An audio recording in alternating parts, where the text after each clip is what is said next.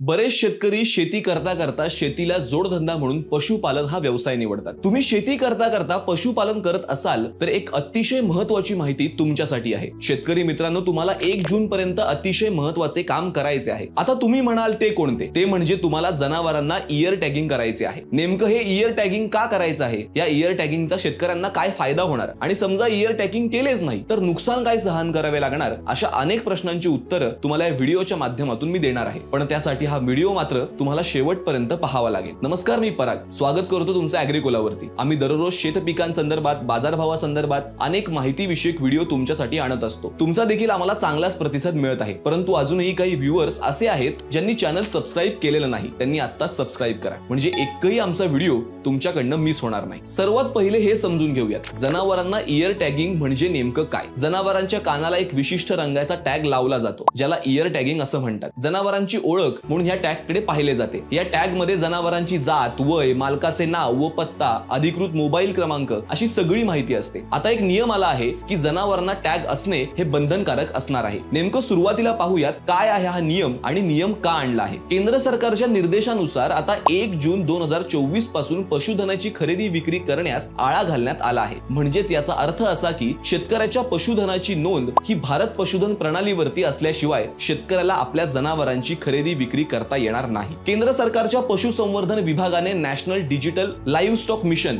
NDLM हे भारत पशुधन प्रणाली आणली आहे। यात इतर टॅग एक बारकोड पद्धती आहे जी सॉफ्टवेअर मध्ये डेव्हलप केलेली आहे। याची नोंद भारत सरकारकडे असते। या प्रणालीनुसार जनावराच्या कानाला एक टॅग लावण्यात येते। त्या टॅगवर 12 अंकी बारकोड असतो। यामध्ये पशुची जन्म, मृत्यूची नोंद घेतली जाते। रोग प्रतिबंधात्मक लसीकरण आणि औषधोपचार, वंध्यत्व उपचार, मालकी हक्क हस्तांतरण यांची नोंद ठेवण्यात येते। पशुधनाचे प्रजनन, त्याचा मालक, जन्म, मृत्यू, आजार, त्यावर केलेली उपचार या आदींची माहिती ठेवण्यात येते। त्यामुळे शेतकऱ्यांना इयर टॅगिंग करणे गरजेचे असणार आहे। समजा तुम्ही 1 जून पर्यंत इयर टॅगिंग केलेले नाही तर अनेक गोष्टी तुम्हाला करता येणार नाही। जसे की भारत पशुधन प्रणालीवरती जर पशुधनाची नोंद नसेल तर पशुधनास पशुवैद्यकीय दवाखान्याच्या माध्यमातून पशुवैद्यकीय सेवा देखील मिळणार नाही। जर जनावरांना इयर टॅगिंग केलेले नसेल तर केंद्र सरकारच्या कोणत्याही योजनेचा फायदा व लसीकरणाच्या सेवेचा लाभ हा तुम्हाला घेता येणार नाही। ज्या जनावरांना इयर टॅगिंग केलेले नसेल अशा जनावरांची बाजार समित्या, आठवडा बाजार आणि गावागावातील खरेदी विक्री करण्याला प्रतिबंध घालण्यात येणार आहे। समजा विजेचा धक्का, नैसर्गिक आपत्ती, वन्य पशूंच्या हल्ल्यामुळे जर एखाद्या पशुधनाचा मृत्यू झाला व त्या पशुधनाला जर इयर टॅगिंग केलेले नसेल तर त्या संबंधीतील भरपाईची रक्कम देखील मिळणार नाही। नाहीतर अशा पशुधनाची वाहतूक देखील करता येणार नाही। त्यामुळे सर्व पशुपालकांनी पशुधनाचे इयर टॅगिंग करून घेणे गरजेचे आहे। पशुपालकांनो, आता तुम्ही म्हणाल याचा आम्हाला फायदा काय होणार? इयर टॅगिंग बंधनकारक असण्यापेक्षा त्याचे फायदेही समजून घेणे गरजेचे आहे।